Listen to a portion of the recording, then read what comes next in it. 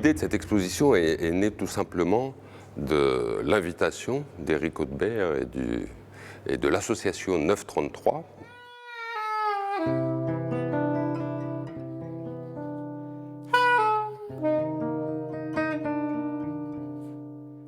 Le festival propose à l'artiste invité de travailler sans les contraintes éditoriales habituelles. Là, il s'agit en quelques semaines, en peu de temps, en fait, de préparer une grande exposition, mais qui ne soit pas quelque chose de fini, mais plutôt de partager ce moment de création. Il y a une thématique particulière qui a été choisie pour cette exposition. Il se trouve que depuis une dizaine d'années, j'embarque régulièrement sur des bateaux.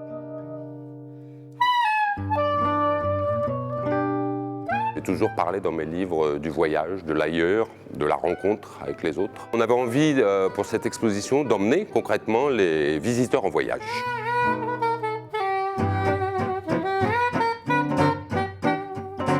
Je ne suis pas tellement un dessinateur sur le vif.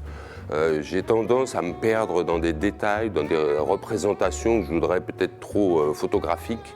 On va retrouver justement au fil de l'exposition des croquis ou des petites peintures que j'ai faites à bord des bateaux, qui sont pour moi comme que des notes qui ont servi plus tard pour mes récits. Il y a des techniques différentes, il y a des grandes acryliques, des grandes peintures sur panneaux en bois, il y a des fusains, il y a de la peinture à l'encre, des aplats de couleurs, des choses que je ne fais pas habituellement pour la bande dessinée.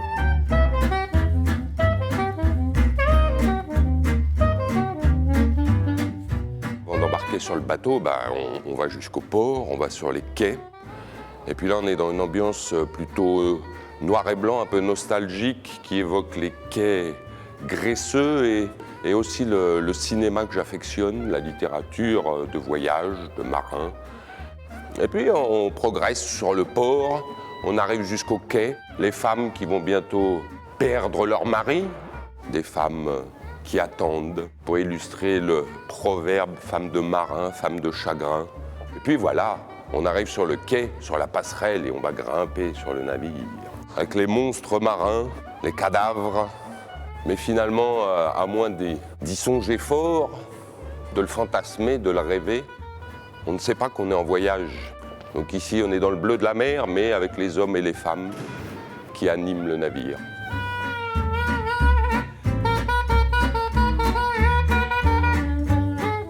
Après ce long voyage, soudain, une tache à l'horizon, l'île rêvée, l'escale attendue.